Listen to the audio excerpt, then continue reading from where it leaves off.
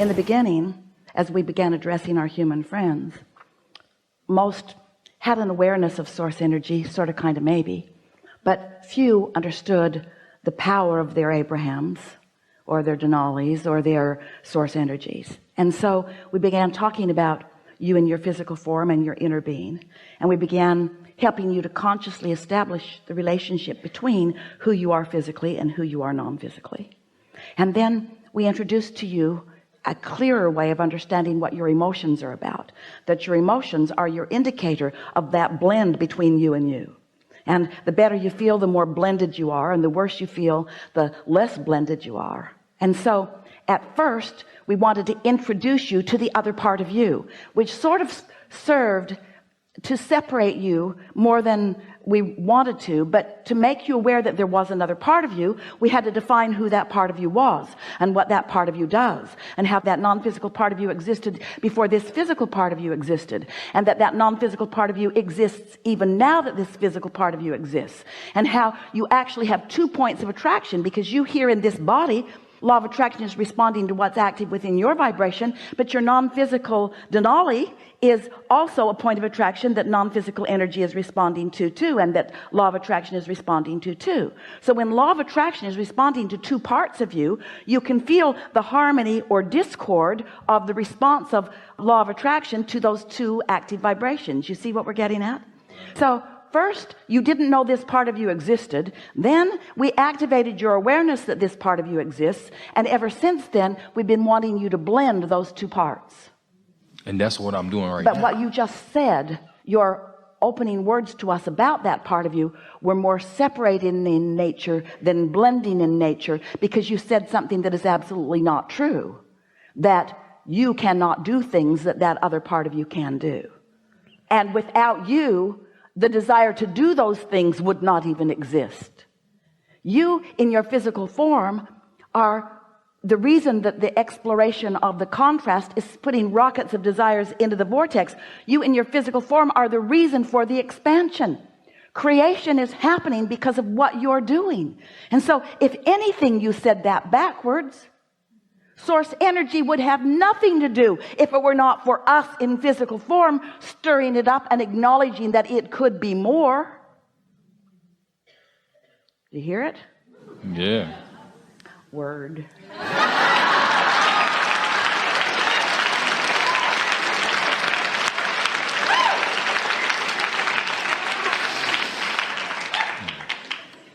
And so talk to us about this relationship. And feel how, in acknowledging that part of you, there is no value or purpose in diminishing any other part of you, because it's the blendedness that makes any of it be.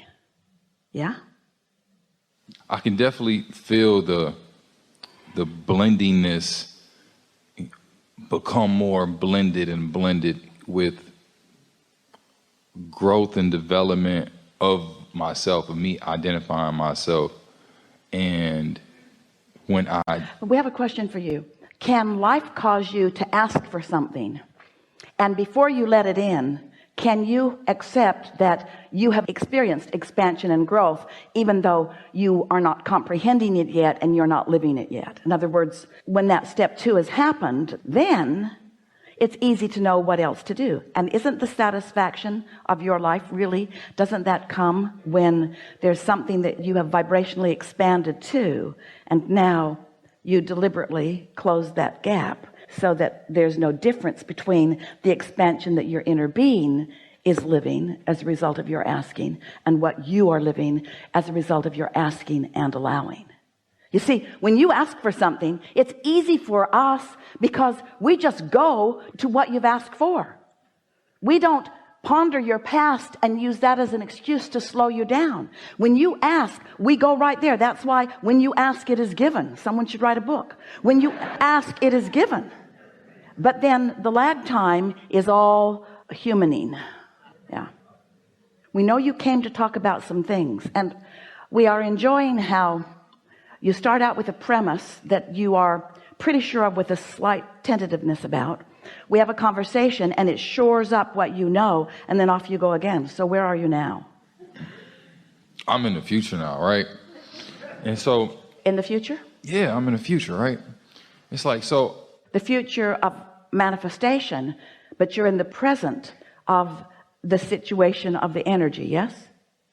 yes, Really think about that. In other words, when the past or the present causes you to ask for something that you don't have, it feels like it's a future creation, but it isn't, because it's already been accomplished vibrationally. And when you accept that it's already been accomplished vibrationally, so that you move right to the present too, then it comes now. it comes now. It comes right now.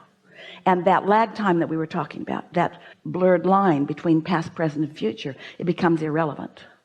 It's just this soft, lovely flow where this deliberate, creative creature explores and expands and keeps up with what you've expanded too.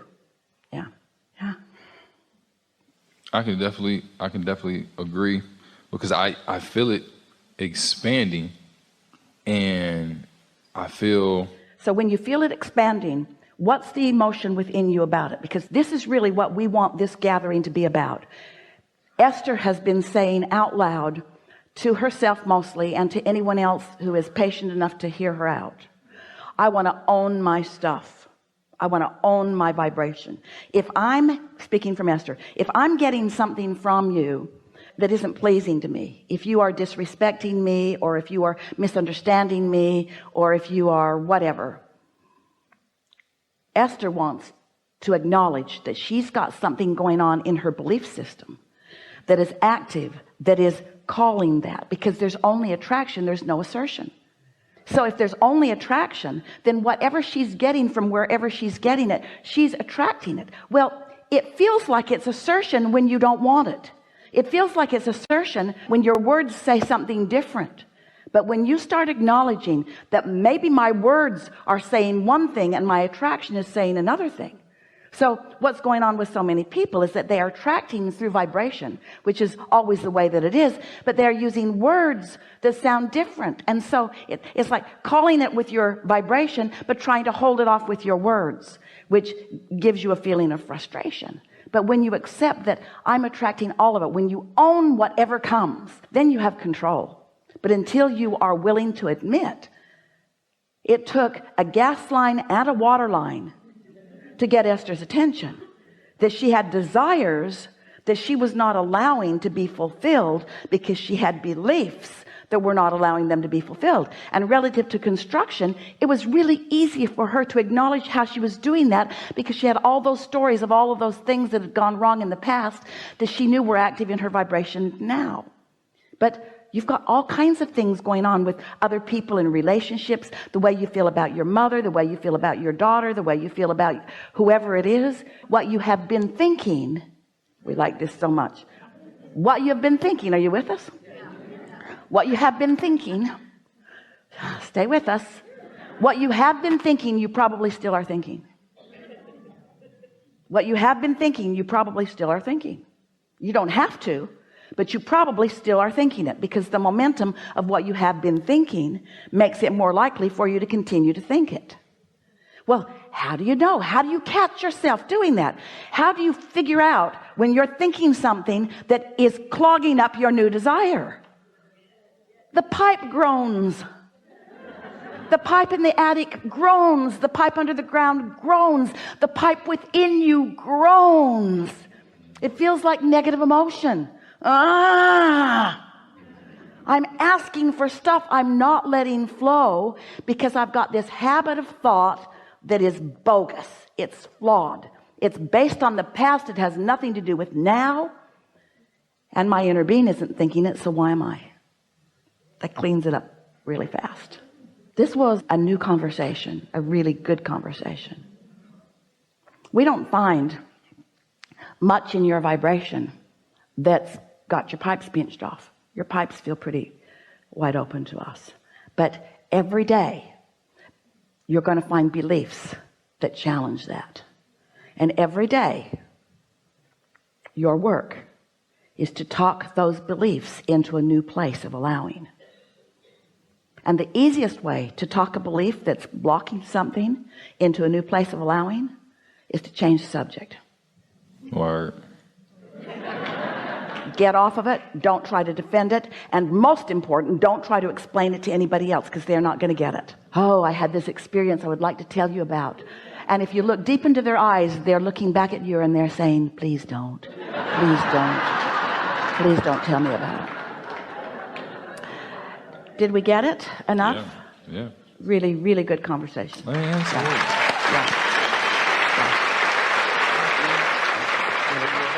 Really good conversation.